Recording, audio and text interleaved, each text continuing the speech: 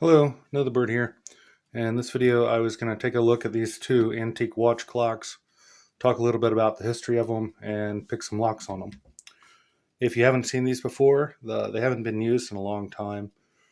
These saw most of their use, these watch clocks saw most use between the late 1850s and early 1970s. The idea with these was to make sure that guards were actually doing their patrols when they were on guard duty. So the idea is that you have two clocks here. This is a portable clock that a guard would carry with them while they went on patrol. And they would walk around their area, be that a campus or a dock or some sort of factory. And as they're going on their patrol, at different points in it, they would come along these different stations. And what these stations are is you have a key that via a chain is bolted to the building or a structure somehow. And when they take this key, they can insert it into these clocks, and the clocks record that, hey, you were at this station, station 16, at this time at 1 o'clock. And it records it on a little sheet of paper that can be audited later by the employer or by an auditor. And you would have different keys at different points along their patrol that would uniquely mark that sheet of paper. On this one, you can see a little stamp there right on the end that would be pressed against the paper to mark it.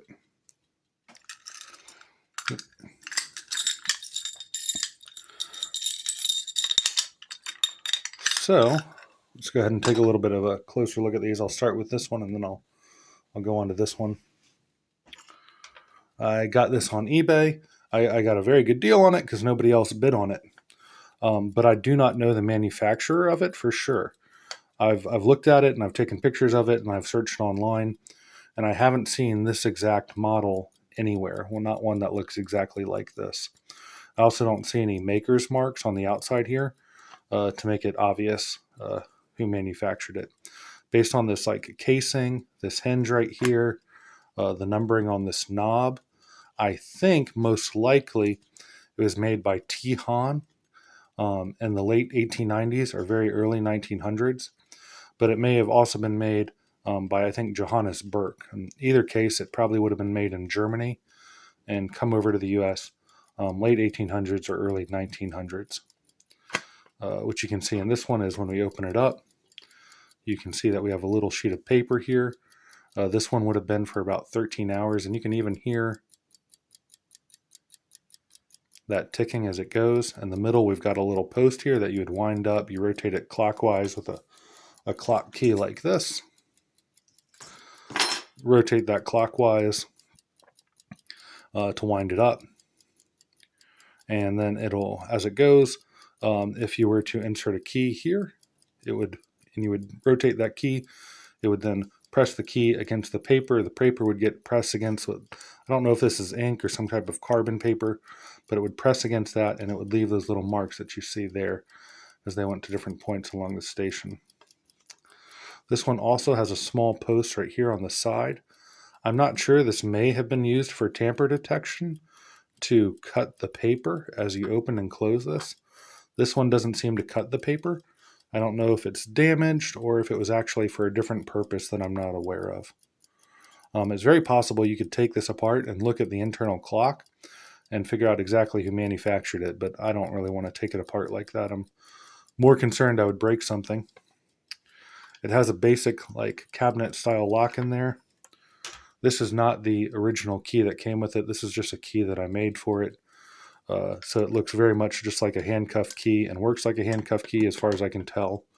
There is a small ward plate in there, but I don't feel any sort of levers or anything I need to set on the front side of that ward plate.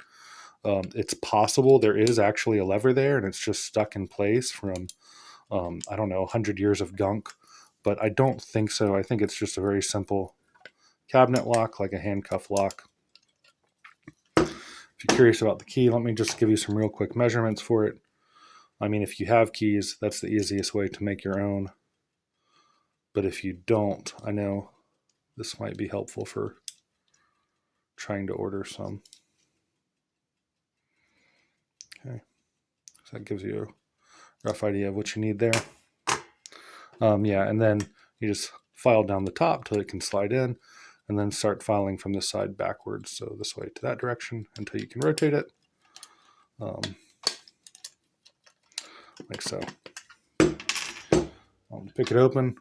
We'll just use like a deep hook and sort of do this counterclockwise motion. This one gives me a little trouble.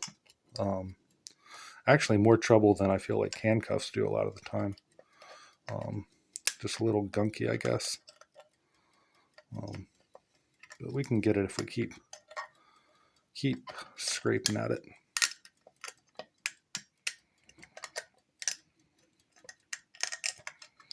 There we go. Yep. And I think that's all I had on this one. I don't have the key that goes in there. Let's see, is there... I think that's all I wanted to cover on this. So, moving forward.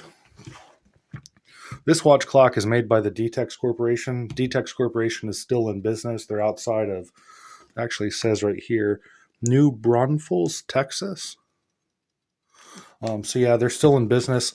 They count their parent corporation, I can't remember the name of it, as being founded in like 1878. So about over 133 years of making watch clocks. They stopped making stopped selling them in 2011. But even they say that they were really falling out of use in the 1970s. As far as prices of these, I did see one of these, some advertisements for these from the 30s, not this particular model, but another model. I see this thing selling for about $50 in the 30s, and this for $2 or $3. This particular model, the Guardsman model, would have started producing in 1947. It would have had a little cover plate that went over there to protect the keyhole. Yeah, and this one is a wind-up one where it would have, you could use it for 5 days, so a pretty long period. Takes these Detex keys that you see, and then you would rotate that and that like that. That would stamp the paper. It's got a cool little steampunk vibe, as like Tested pointed out. And actually, it was kind of neat looking at the history of these. During World War I, this leather casing, I think they call it the clocktina sometimes, or the canteen clock. But this leather casing, I think prior to World War I, was actually made in Germany. And during World War I, they had a bunch of these get blocked from import because it said made in Germany. And they had to like prove that the cases were made prior to the war. So let's go ahead and open this up. So as we open it up, this is what we see. On the right side here, this would have been instructions explaining how to use it, how to set it, how to reset it. These ones are pretty worn down at this point. But you can look online and you can see a copy of those instructions if you're interested. Over here, we see the wafer lock that's used to open it. Here is the key for that. And that is just 8 wafers, 4 on each side. When you very first go to open it, it almost feels like you haven't turned the key all the way or something. That's okay, just keep pulling. It pops right open. It's this lever right here that's giving you that feeling. When you take a look at it on the left side right here, we can see the last time that it was cleaned and oiled was 1994. So this is relatively new. It's been well taken care of. Down here, you can see the little sheet of paper that would have rolled through here and been marked as the clock went on. These aren't super rare, but they're also not cheap, and they're not manufactured anymore, so I'm not going to be putting this through to show how it works. I don't want to damage it. But the way it would work is you would take this sheet of paper and you would roll it through here, down this line right here, and start to get it up there.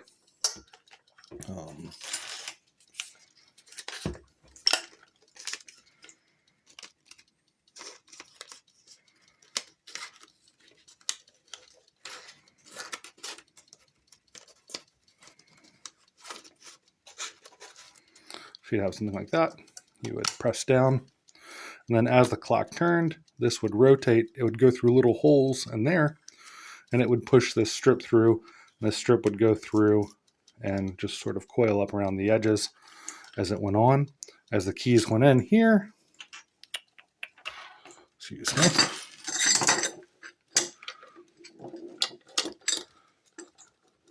keys went in the back and were rotated.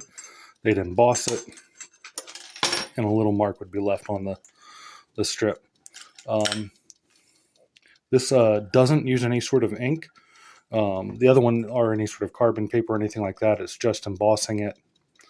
And then after the person went to audit it, they could just take this, cut it, and then pull out the pieces that had been marked for the past.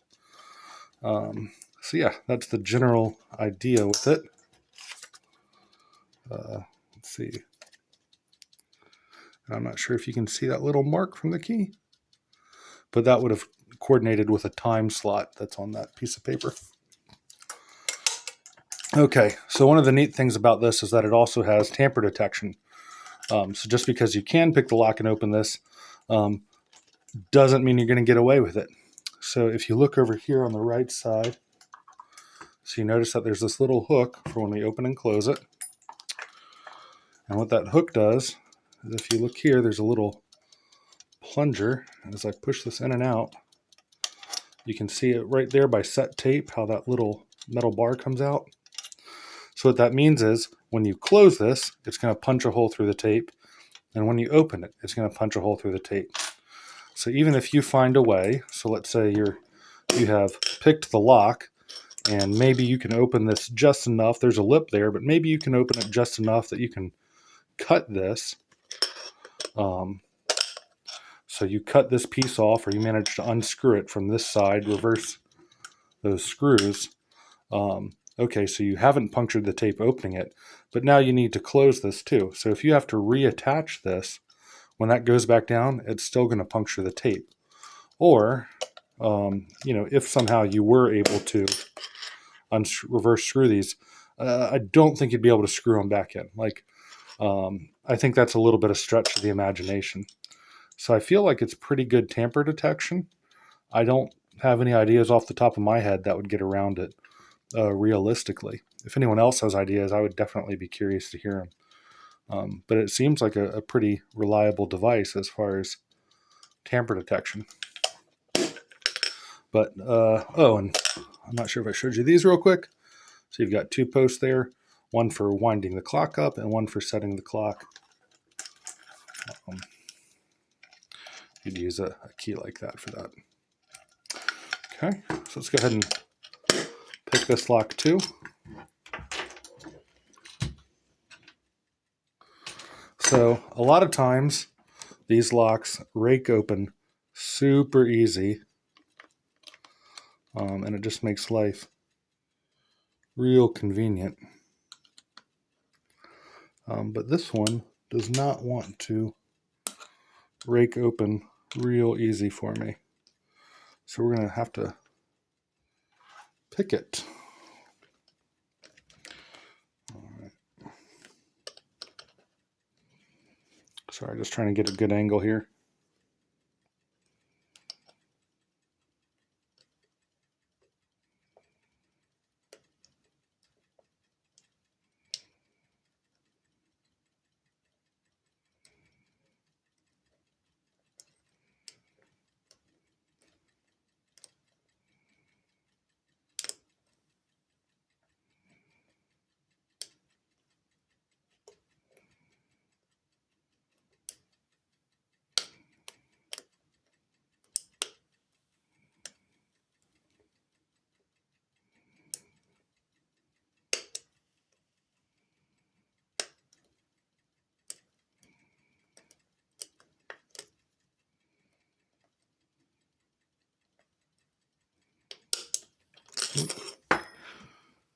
I think we got it though, even though that popped out.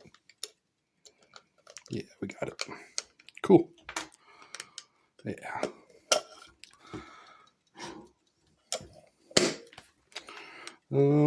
Yeah. So that's these watch clocks.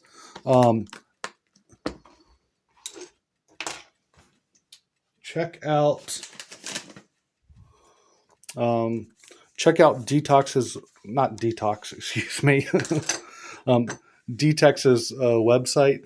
They, if you look at their About channel, they link to, I think it's like a watchclock.org site, but I think they actually run it where they have a lot of information on the history of these locks, which is where I got most of the information that I found on these, which I thought was neat. They do seem to have a museum, but it's also not open to the public, so I wasn't sure, like, maybe if you're in Texas, you can see if they'll let you go check it out or not. I'm not sure. There's also videos from SasPes where he has a version of this made by a company called Simplex. And he also did is he made a 3D print of this, which is pretty neat. So you may be able to get a copy of that 3D print STL from him if you're interested in that. And I'm trying to think. Yeah, I think that's it. If you have any questions, please let me know in the comments below. Hope you're all doing well and hope the new year is starting off all right for you. Yeah, y'all take care now. All right, I'll see ya.